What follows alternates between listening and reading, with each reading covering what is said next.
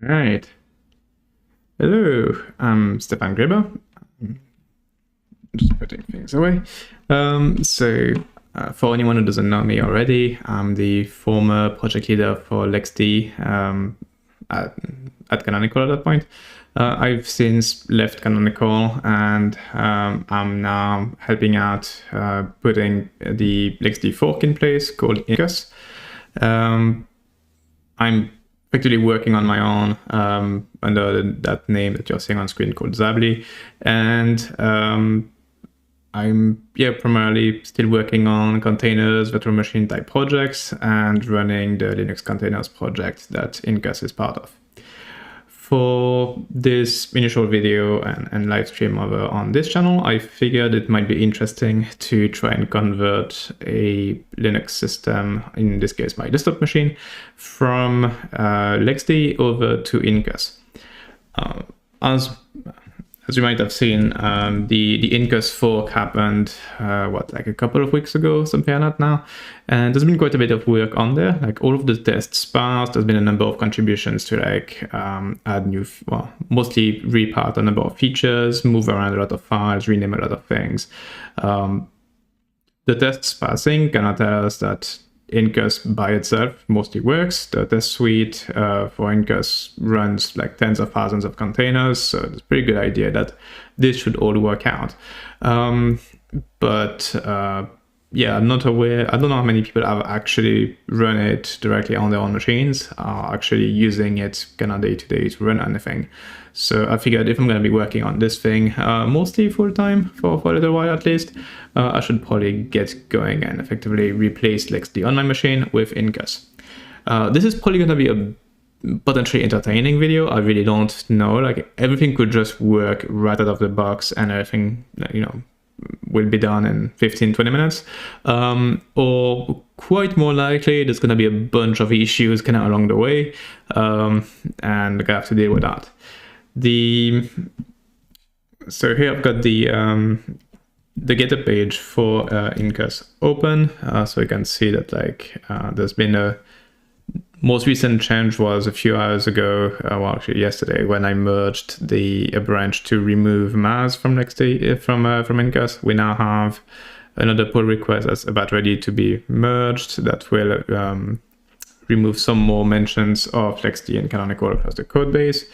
And there's a number more kind of somewhat short-term actions that need to be done to just clean things up. But as mentioned, if we go look at the GitHub actions, we should see that things in general have been passing. I've been getting good test results, so this thing should be functional. Now, one thing that's probably worth keeping in mind here is that there's not been any stable release or anything of Incus, so there's no tags, there's no release tarballs, there are no packages of any kind at this point. So gonna need to build it from source and then run it manually, make sure it kind of works, and once it does, then stop LXD, move the data from LXD over to Incus, try to start it back up and see how things behave. Incus is a fork of LXD 5.16, so since my machine is running mostly 5.16, slightly more recent than that because of some work I did, it should work moving things over, but there might also be some interesting bumpiness. So with all that being said, let me switch over to a terminal here. You can see first of all what we're dealing with. So this is my LXD system. It's got a number of instances and stuff running. The first thing I have to do is going to be stop everything. So I can do stop-all. I expect the containers will shut down pretty quickly. The VM probably not so much. So if we look here, yeah, bingo, all the containers are gone. The VM is still running. That's because Windows has a bit of a tendency of needing a bunch of ACPI events before it actually decides to go and shut itself down. So I did that now. I started a number of shutdown requests, and we see it returned, all gone. Okay, cool. For good measure, let's check across projects. Okay, we're good. Everything is stopped. Okay, so that's good. That was the first step. Now there are a couple of things I know, since, as mentioned, this is LXD 516, which is fine. But it's not a real 516, it's my development system. So it has some post 516 features enabled. So I need to go and revert that. From what I recall, the first thing is we don't need that remote save pool. So let's make our lives easier and just remove it. Okay, that should still work with Incus, but less dependencies are better. There may be some configurations on the default pool, but ZFS specifically doesn't look like there's just a random config key that doesn't matter, but I might as well clear, which is this one. Okay, the rest looks fine. Okay, let's look at the instances.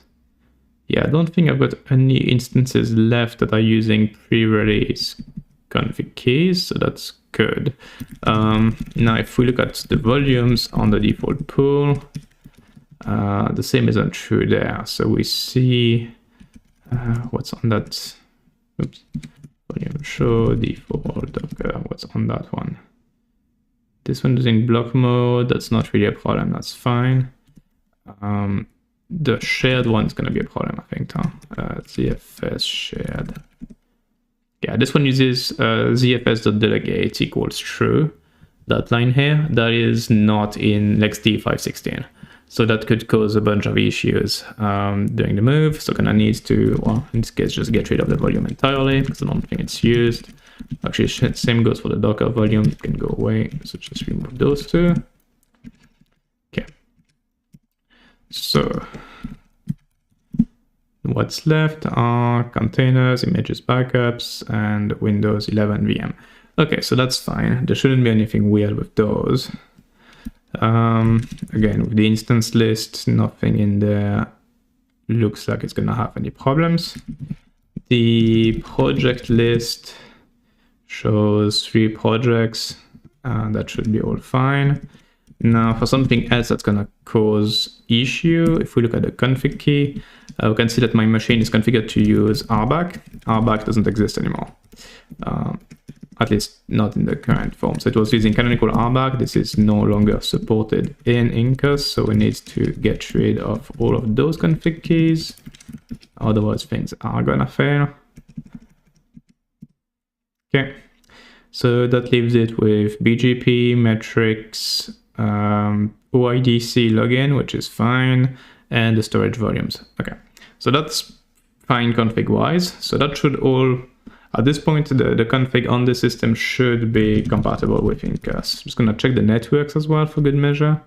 It doesn't fit on screen. Yeah, that's going to be tiny. Demo BR0, I don't believe is used. I'm just going to delete any bridge that are not actually used. It's going to be easiest. Same with foo BR0. LXD BR1000 can go away too. Okay. So now we're left with the 10 gig file thing. I have no idea what that is, so let's get rid of that too. Okay. All right, so it just leaves me with a normal LXD BR0 bridge now, and it has nothing problematic config-wise. So that should be perfectly fine. All that stuff should be able to carry over to Incus, no problem. Okay, so now for the next part, it's gonna be we actually need to have Incus. So I'm gonna go here. It's actually my branch, which is slightly ahead of what's currently on GitHub because of that pull request I've got open, but that doesn't really matter. I think all my changes, all the changes I've got are committed, and they are, so that's good. And now let's go and actually build this thing. I just need to source a new version of my bash RC, which has the config for the database and stuff. And when I run fetch the dependencies, so another change that happened with Incus is we moved away from DQLite to CarSQL. CarSQL is a community fork of DQLite created by the initial creator of DQLite. So that's all good. All dependencies are here. Let's try and build this thing now. Okay, so the command line's already good. It's building the daemon. Okay, all right. Now let's just get another terminal to run the daemon itself. So it's going to be the first step. It's just make sure the daemon itself can run fine. So Incus D, let's run it in debug mode. And for now, I'm just going to be using the LXD group as far as access, and that will probably need to get renamed to Incus afterwards, but for now, I'll just call it LXD, it's easiest. Fail getting storage pools, okay. I believe I might actually have stuff in my varlib Incus. No, I do not. Oh, okay, that's interesting. It actually shows that we've not done with renaming everything yet in Incus, and in this case what it shows is that Incus still uses varlib LXD instead of varlib Incus. That is not great, also because my machine has some random crap in varlib LXD. So I'll wipe my varlib LXD, which should fix that, but I should also go and figure out where that came from. First of all, check that it's not coming from the environment. It's not. That's good. I'm just gonna go and fix that in the git tray immediately. See if there's any mention of varlib LXD that's left to be converted. Outside of the documentation, preferably. There we go. Okay, so there are a few. That needs fixing, obviously. So let's go and do that real quick. The upside is that if you try to replicate this kind of stuff, well, it's gonna be fixed in Git probably in the next few hours. Just after this video, I'm gonna be pushing those changes. So this one is just a comment, but we might as well change it. It's kind of what I've been doing so far. Like whenever I hit something, I just look for the same pattern across the entire tree, minus documentation, because documentation will need a wider rework and cleanup. Okay, so that's that one dealt with, and then the AppArmor profiles as well. So whenever I find something like this, I just go and change it wherever I find a hit. And so in this case, we're just gonna go and also fix the AppArmor policy. That might save us some trouble in a few minutes. We'll actually try to make use of this thing. Okay, and yeah, we could use a generic set pattern across the entire code base. I've really tried not doing that, either changing things by hand or changing with very specific set patterns, simply because they all need to actually be looked at and understood. In some cases, there are still cases where LXD is used where it will need to remain LXD, just for backward compatibility reasons. There are cases where LXC is used and it needs to remain LXC because it refers to the LXC library and Linux containers themselves and not the LXD command line tool. So yeah, that's kind of been the approach, is just use grep to find all of the hits. If it's the exact same pattern, then just use sed to fix it. If it's just a few, just go and do it by hand. That's kind of what I've been doing. So what do we have here? Okay. So I'm just gonna make a couple of commits for that.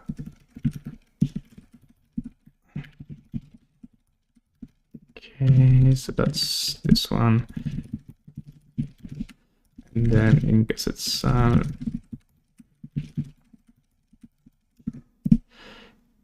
Okay. Maybe we can check for the other ones too while we're at it. So this varlog, LXD, yeah, same thing. Okay.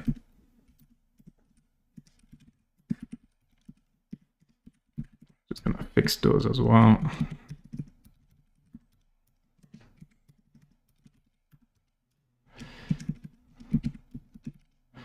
Okay, for good measure, var cache. Yeah, same thing.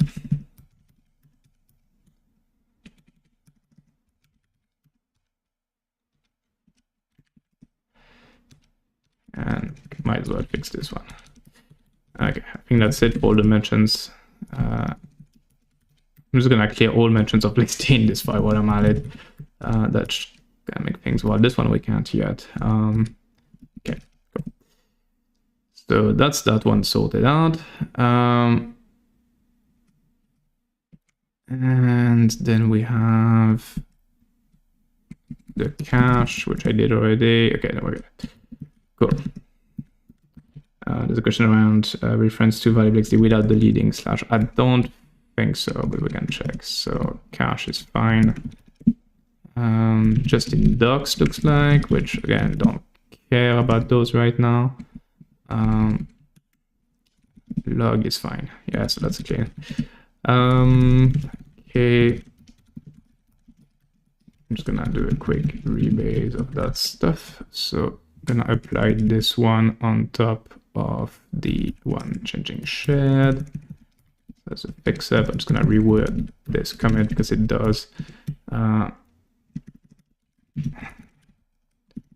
Since it does more than just the one directory. There we go. Okay, so that being done, time to rebuild Incus and try running it again. And now it will hopefully be using valid Incus for everything, avoiding any kind of weird potential conflicts with LXD. Okay, so daemon built fine. What I didn't actually check is whether my code formatting is good. Yeah, it's clear. Okay, cool. All right, so let's try that again. I'm gonna start Incus, debug, group, LXD. Okay, so that's started. That's cool. Let's see what it shows as far as paths and stuff on startup. Valid Incus. Yeah, we're good. Now going back here, let's do Incus info. Cool. So Incus info works. There's still a bunch of things that need changing, obviously, like the server still reports itself as being LXD because we've not changed that yet. But otherwise, it seems to be just fine. Like it shows all of the API extensions as expected. There's no configuration in place right now, which makes sense. Certificate and the OS information and everything is all online and lining up what we want. So that makes sense. Now let's stop it and actually go ahead and wipe valid Incus again, because we're gonna have to move the data from LXD across to that. Next step is to actually stop LXD.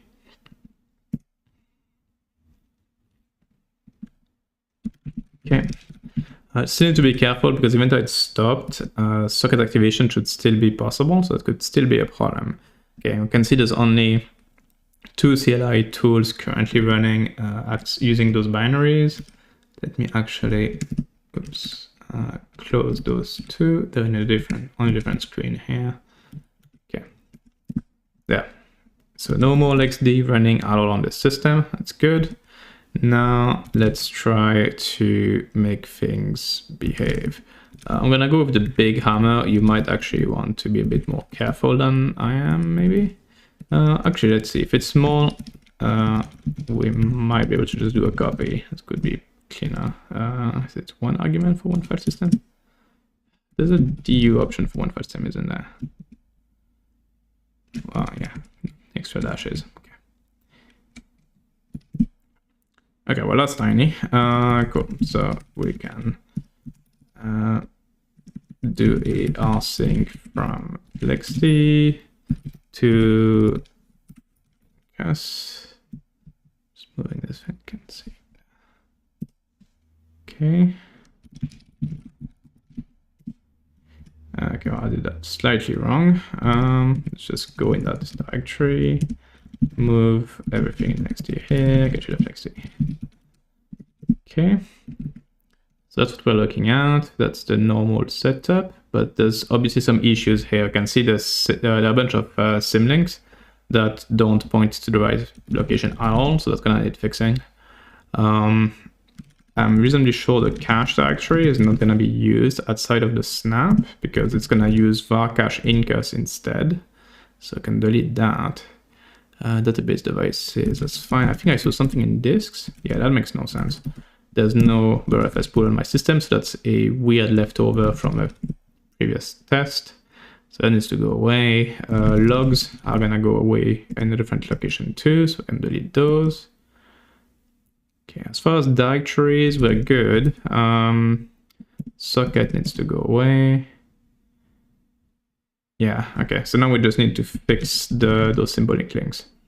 So it was var snap LXD, command LXD storage pools, default, custom, default backup. So now that's turning into var lib incus, storage pools, default, custom, and then default backups. Oops. Okay. So override that. What? Do that and here. Okay, I'm actually just there. There we go. This one's good. Repeat with images. Oops. Okay, images is good. SH mounts. This one I think we can just let Incus recreate it on startup. That will be fine. Backups and images, I'm not sure that Incus would recreate, especially if they're wrong. So I'm not gonna, those we need to do, but the rest might be okay. Database should be clean, that's fine. Devices, what do we have in there? Okay, there's a bunch of stuff, but I'm reasonably sure devices created cleanly, so I might as well just wipe it. Dev LXD is no longer a thing, that's dev Incus, so we can delete that. Actually, we can do the same thing with disks, because the directory structure will get recreated.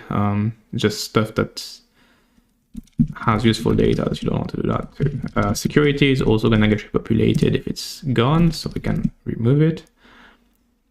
And then what do we have?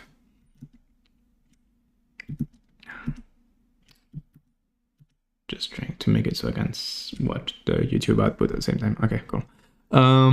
Networks, what's in networks? CBR0, lease files, bid files. Yeah, that's fine. Okay, so all of those can keep going. Did TLS mask actually stop? Yeah, okay, cool. So we're fine. Nothing there to clean up. So I've skipped containers on purpose because I know that this one's gonna need fixing. Snapshots is empty, that's good. Virtual machines will probably be wrong. Virtual machine snapshots is also wrong. Okay, fine, we're gonna do the more difficult ones now. Not that difficult, but just a bit repetitive. So if we look at containers, they're all wrong. And they need to be symlinked to the correct location. Now, what am I going to be doing here? I'm kind of tempted to just go and script it. So we take the current target. Just checking that this works. Yeah, okay. So that's the current targets of every single one of those files. Now what we need to do is mangle the target. So we need the read link with a bit of sed in the mix. This microphone is in my way. That's why I can actually read my screen, that will be better. Okay, so what we want to do here is replace var snap LXD command LXD by var lib incus.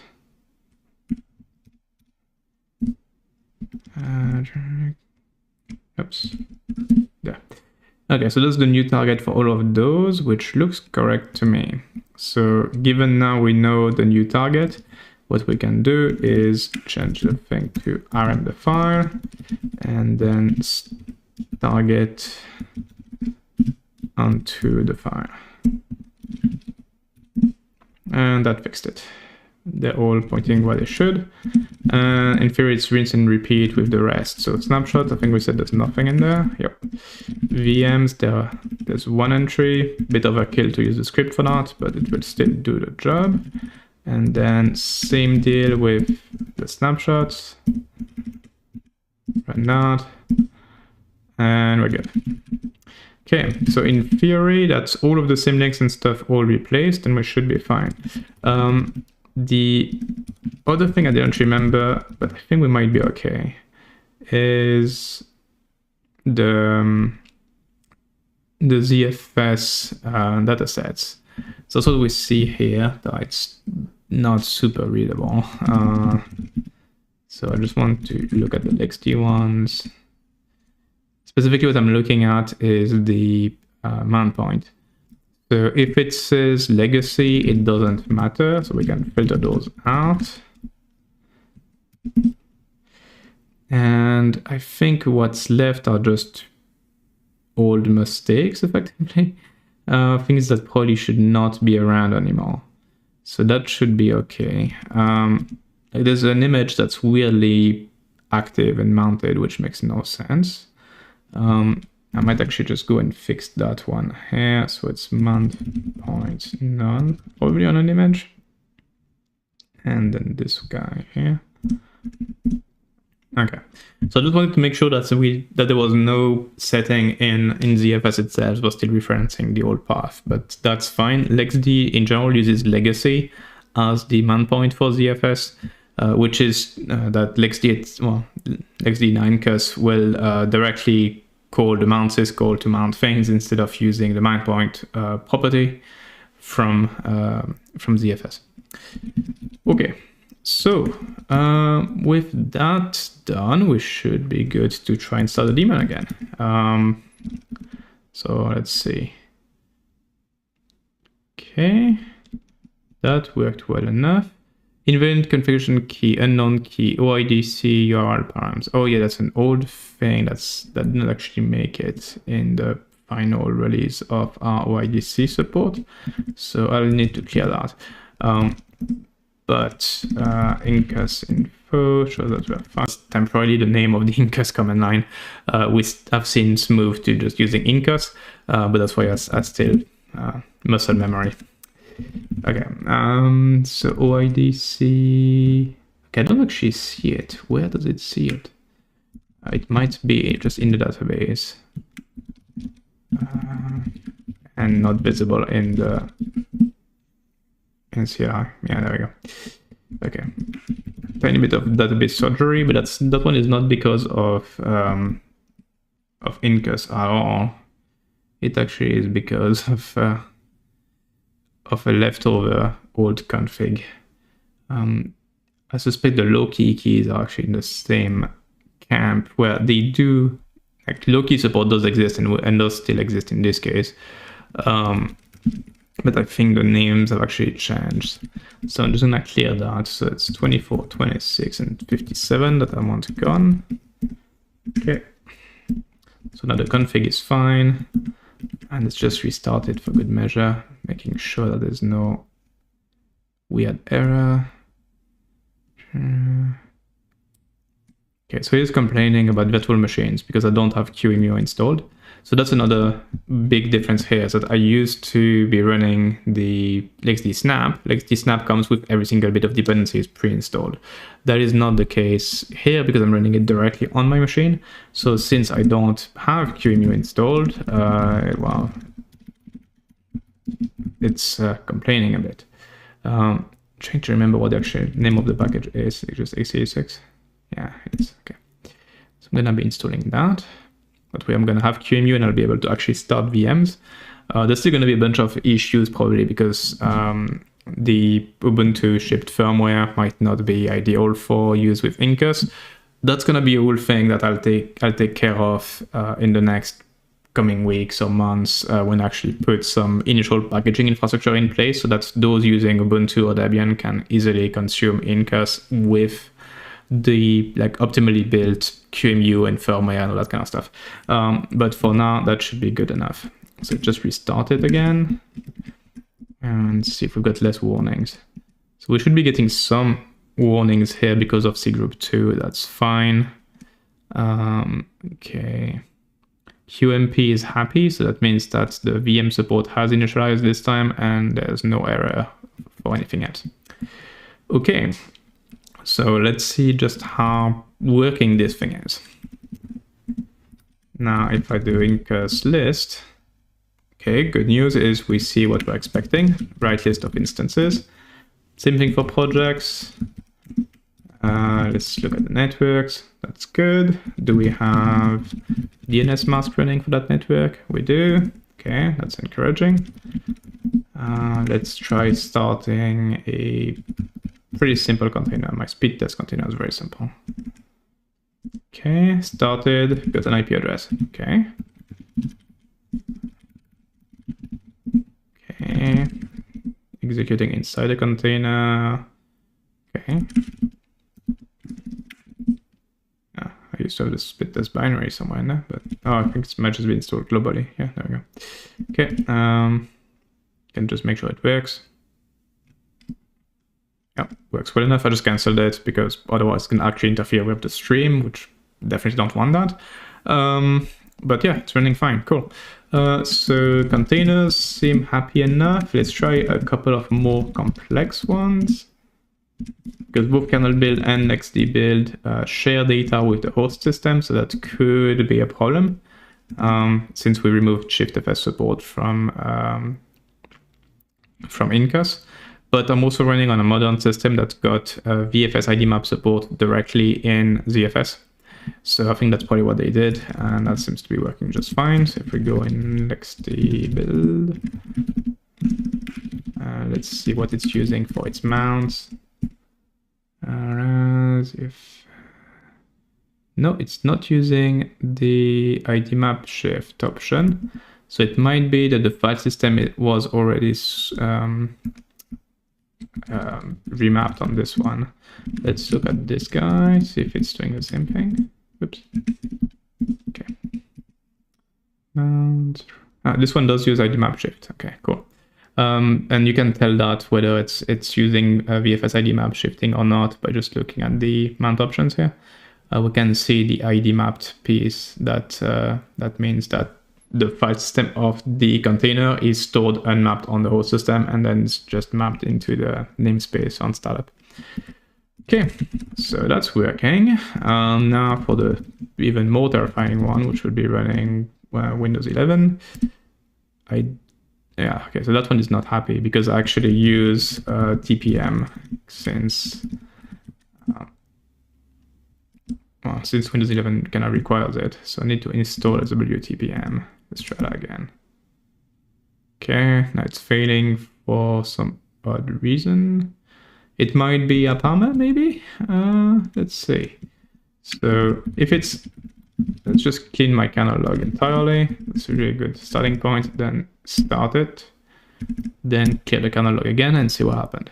So denied access. Okay, I need to clear things more because Firefox is doing some weird stuff here. Clear everything. Start, get everything, and ignore Firefox. Okay, so network came up, went added to the bridge. There is a permission issue accessing SWTPM, so that's a problem that will need addressing.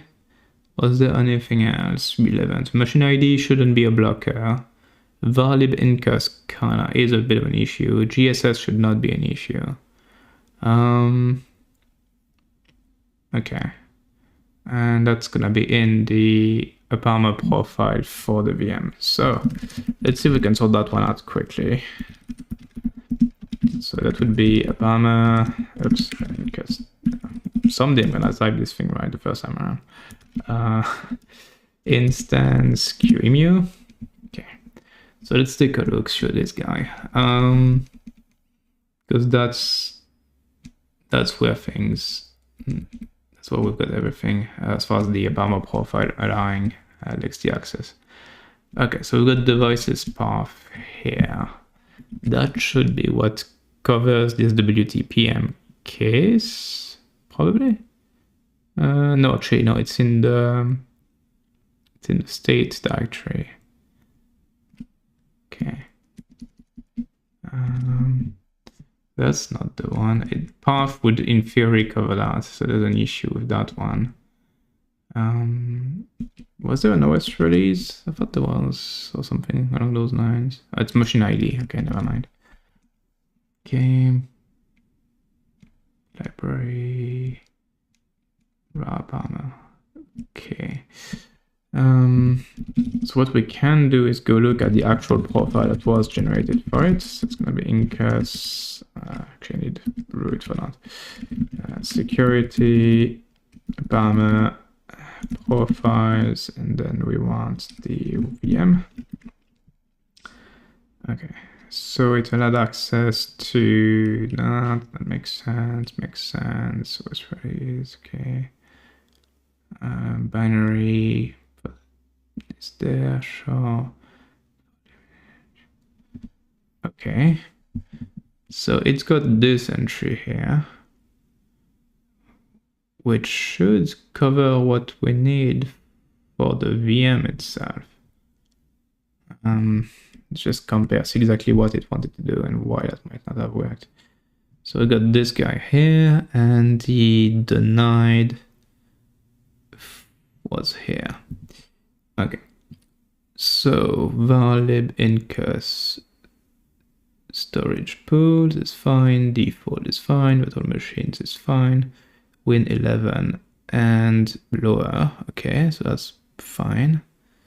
Oh, it was an unlink operation. Okay, so it was file removal. Not sure why that wouldn't have worked, but it could be. Well, let's just see what's going on. Okay, it doesn't exist. That doesn't exist either. Okay.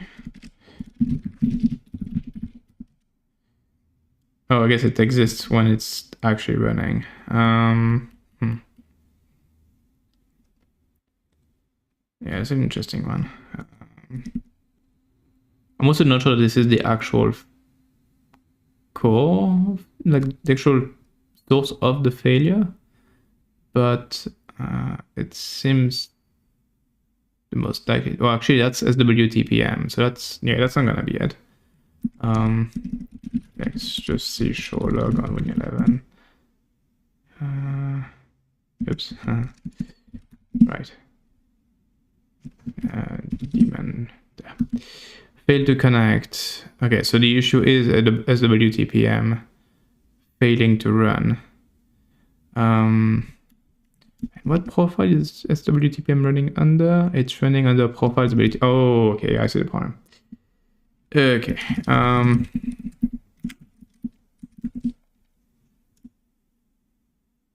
Yeah. Okay, so what's going on here is that the distro itself is shipping SWTPM with a Abamo profile. And they did not consider the fact that someone might want to use SWTPM on its own and not as part of, well, not as a system service. So that means that the SWTPM profile from the distro, so in this case from Ubuntu, was interfering. Let me just do that properly. So what I'm gonna do is actually turn off the global profile on it, which should then fix that. Okay, so the symlink makes it so it won't be loaded again in the future, but then you need to also unload it. I think R is correct. Need to remember those arguments. Okay, so that should have unloaded the profile. Now it did profile remove. Okay, so if we clear all that stuff and start the VM again. Okay, still failing. For what reason this time? Okay, this time it's failing because of the EFI firmware. So that makes sense. Again, there's a very clear case for why we need to have our own packages that can include that kind of stuff. Okay, so is it just a naming difference? OVMF code, oh yeah, they're using underscore instead of dot. So this Ubuntu ships underscore 4M when we're looking for .4MB. I think we might have some flexibility in the code base for the different names. Let me see if we can just change the code to support the Ubuntu naming of it, because they've got 4m.ms and 4m. So let's see. Okay, generic firmwares.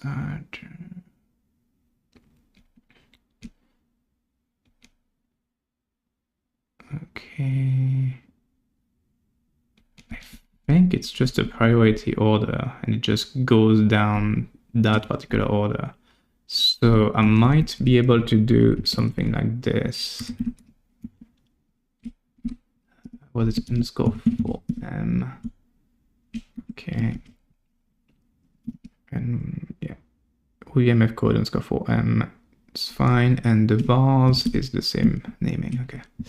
So also do here underscore for M. So that's for the generic. Okay, so that's the secure boot one. I think Ubuntu for some reason has a different build for the FD as well. That's weird. According to wikipedia.org.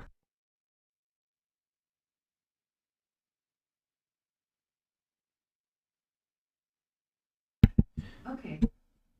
For some reason my Google decided to my Google Assistant thing decided to pick up what I was saying and answer to it. Okay, all right, so Ubuntu uses 4m.secboot.fd and same thing for code for that one. And I believe they're 4 megs, are they? This is a bit messed up. Yeah, 4m. Let's just go with the same links. It's going to be less confusing. So 4m.ms.fd,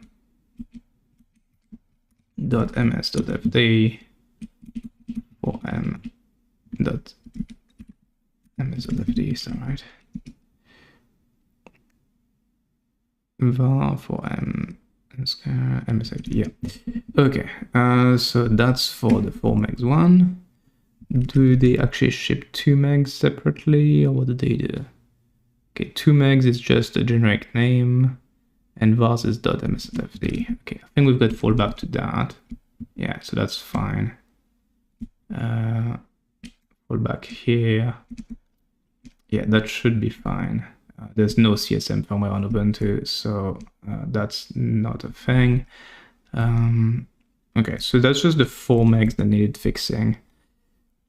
That will probably still, yeah, it's like, indeed, it's like 4 MB goes to 4M, but also they switched from dot to underscore, which is making things slightly more interesting. Okay, so that should support Ubuntu slightly better. It probably still won't start up because LXD doesn't want to ever risk crossing firmware with a different one that's using a different name, because that could actually cause issues with the on-disk format of things like EFI variable. So we don't do that. I suspect the error will still occur, but it's gonna be something we can fix easily enough by hand. Anyway, let's try it out. So if we start with 11 now, yeah, it is still failing. And I suspect it is because it's still looking for the wrong name. Yes, okay. Now there are a few ways to fix that. One easy way is to just toggle security secure boot on and off. So you turn it off and then back on. That will force LXD to copy a new firmware, which will fix that issue.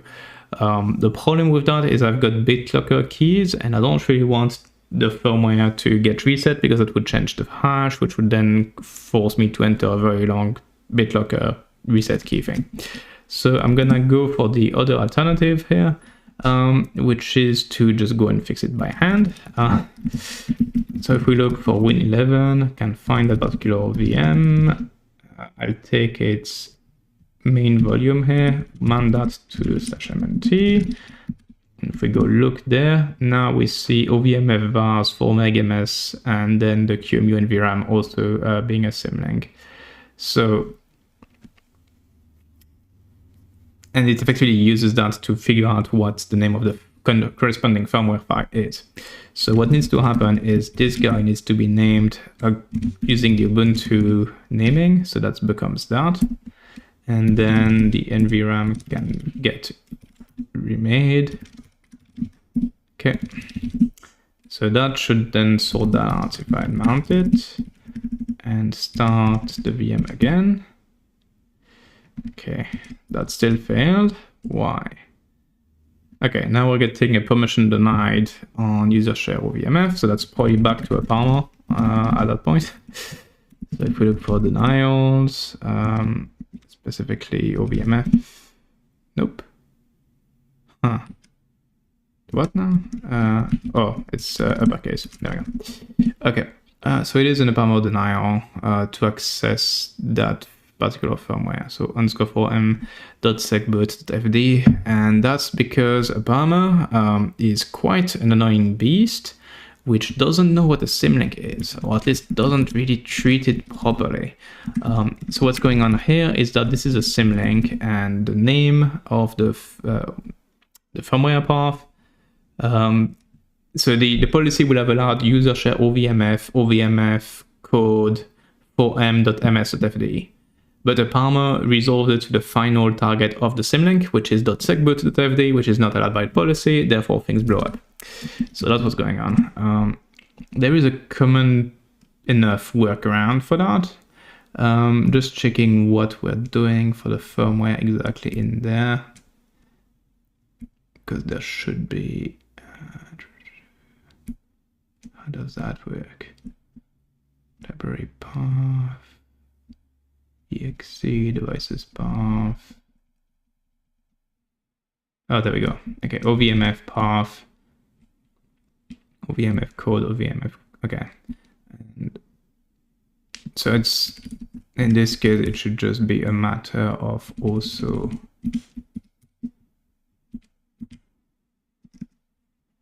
not only the DOS series, but also let's just allow the underscore case, which should then cover this.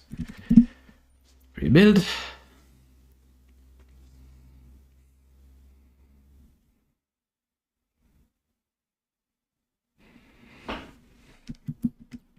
And so far, none of those issues are really about the like LXD to Incus move. Some more, like a lot of those are actually to do with well, simply with running outside of the snap environment and some glitches here and there. So a lot of those pieces actually would probably need to apply to LXD as well, not just Incus. Anyways, so with that done, are we getting any further? We are. Okay, cool. So I'm gonna go look at what's happening when it boots. You won't be able to see that, unfortunately, because I'm only sharing just the one window. But what I'm seeing is the firmware Diana core booting up. So I was seeing the Windows boot logo thing, and then I'm at a working login screen. So that worked just fine. There was no reprompt coming from BitLocker or anything, so that means that SWTPM and all that is working perfectly fine. The SWTPM global profile applying to this SWTPM as spawned by Incus is going to be a bit of a problem, because we definitely don't want users in production to start disabling a system profile in a Palmer. So that's going to be interesting to do packaging wise. I suspect what we'll be doing is just ship SWTPM as part of the Incus package, which will then not match the global path set in a Palmer, and will give us what we want. So effectively, the system, if someone installs the system SWTPM, it will still be covered by that profile, but the SWTPM as ships as part of Incus won't be covered by it, and can be covered by the profiles that Incus itself generates during runtime. Okay, so I'm on the desktop with Windows 11, so that's all good, working as expected. And well, yeah, the trouble starts whenever Windows gets involved. Well, in Windows 11 is kind of worst case scenario here, because it involves like external devices, and it's a VM, and it's like it needs everything to go right, which makes it a very good test case, because if it does go right, we shouldn't have any problems running anything else. I mean, just for the hell of it, we can try a Linux VM, see how that goes. So creating a new instance, backing it. Okay.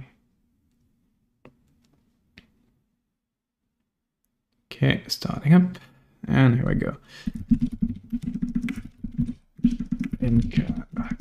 Incus list. So that Linux VM is now starting up.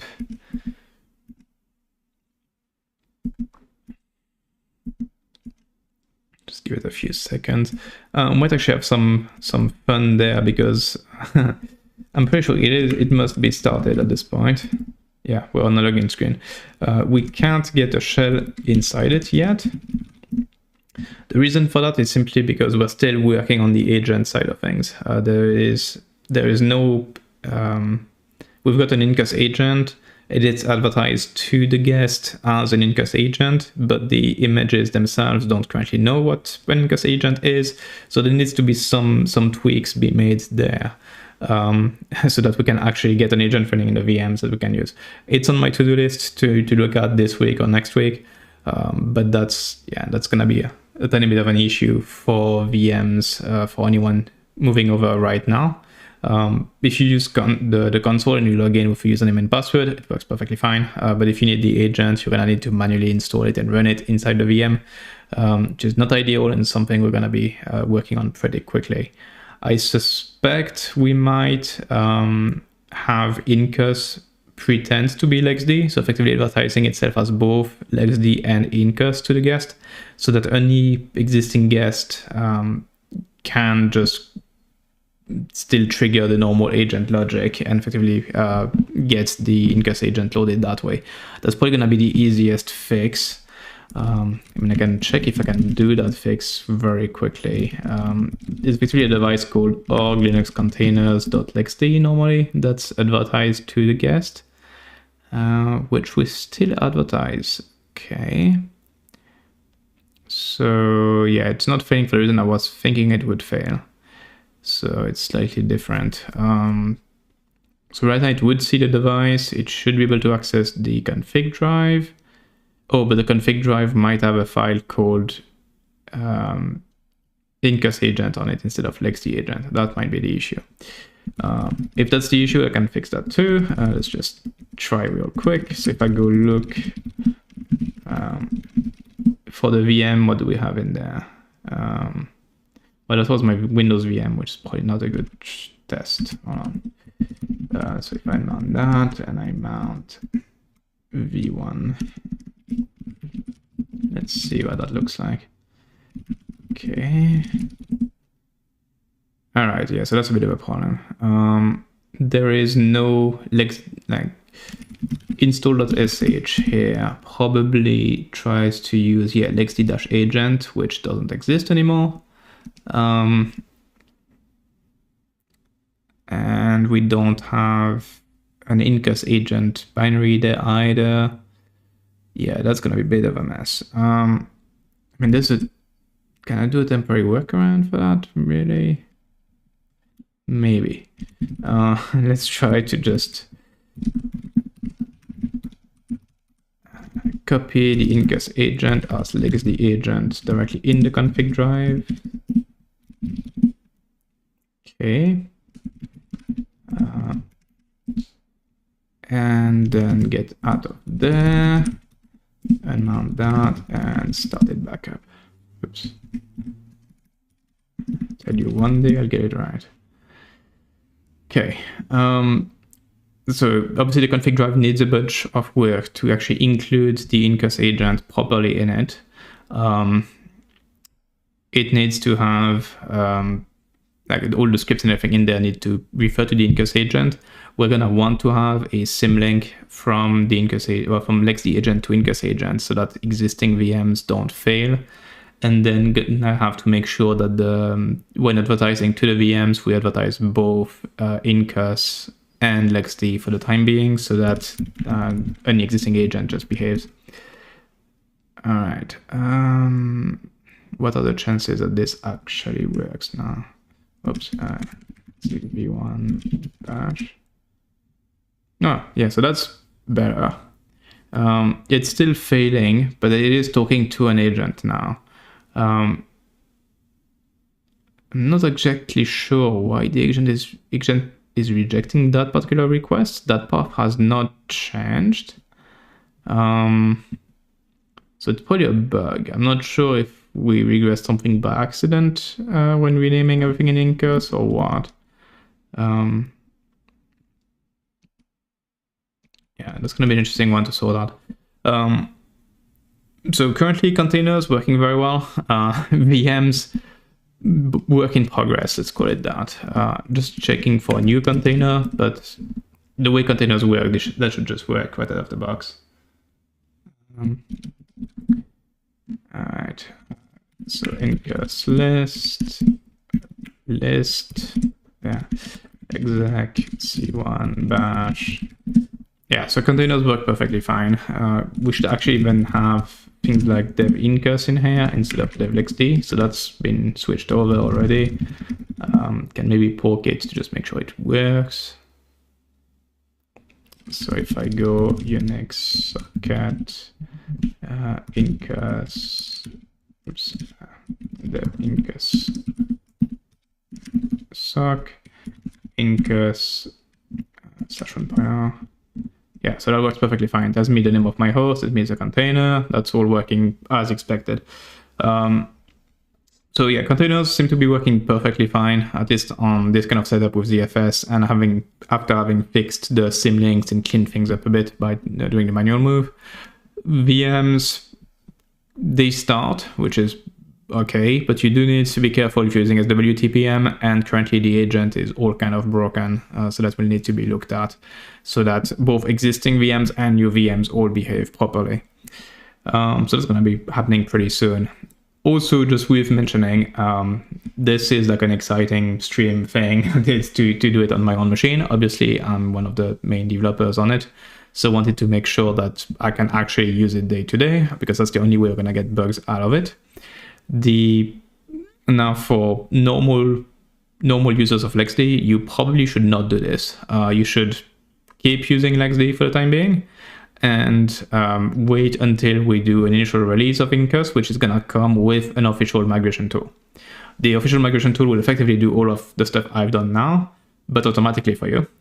It's gonna go connect to the LXD system. It's going to look at your config. It's going to tell you about anything that has been changed that you need to go and unset, or that you need to go and rename or anything like that prior to actually moving your data over. And then once the data is moved, we'll come back, everything works, and you'll be able to go and purge your former LXD system. There's a bunch of other migration steps that are not currently handled automatically.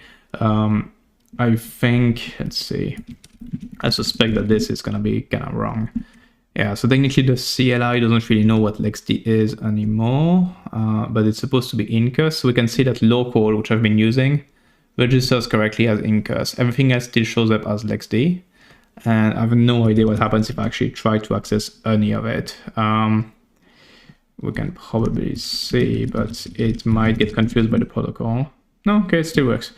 Okay, so we've like in a number of places, we've kind of made it so that both names work, which seems to be the case there.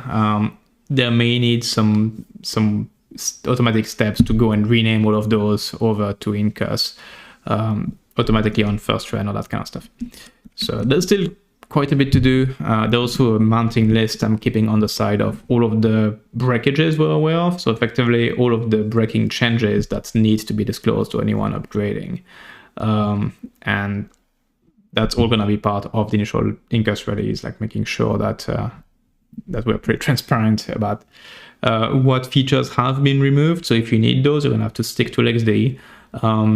How to actually convert your config. So there's going to be a tool that handles all of that, but also have that documented so that anyone who wants to do it manually can do it. And also so that if you can understand why it is that those changes have been made. All right. How long has this thing been? Oh, that's been a long one for sure. Yeah, that's it for this initial stream on Incus. There might be some more here and there on dev stuff, maybe. Otherwise, there's going to be a live stream and potentially a few videos once Incus 0.1 is actually tagged. going into more depth about the whole, like, okay, as a user, how do you install this thing? How do you migrate from LXD over to it? And kind of what to expect moving forward. If you're interested in any of this, I would strongly recommend keeping an eye on GitHub. We're starting to kind of create issues for a bunch of things that need to be added, removed, cleaned up, or any of that kind of stuff. So you can keep an eye there. If you decide to try it, I would strongly recommend you try it on that you don't actually move from LXD. You just try it on a spare VM or spare machine to make sure it functions for you. And if you see anything being broken, just find an issue on GitHub and we'll sort it out. We've also started using the community forum again, which we've never lost really, but definitely had a lot less traffic on it following LXD moving to Canonical. But now we've got an Incus section on there that you can go and ask questions for. We've also turned on a new chat section here that lets you do like live chat on a number of topics. It's not currently been very used. We'll see where that goes. It may be a lot more approachable than IRC. So I'm kind of hoping that at least for a lot of users, they'll be using that more than IRC. It's also easier to link to other topics, and it's got persistency and threading like most chat platforms do. Like there were questions about like, oh, are you gonna be using Discord or any of that kind of stuff? No, we're not really interested in using closed source third-party platforms, especially since apparently they've had some massive leaks and stuff of user information earlier this week. But having a more modern chat is something that we have some interest in, so that might be the way to go. Feel free to use it. Feel free to use also the normal feature of the forum, or you can even leave comments directly here on this video, and I'll keep an eye on that. Hopefully this was useful to you. Best of luck trying it out. Let us know how that works out for you, and stay tuned for initial release. And I'll see you in an upcoming video. Bye.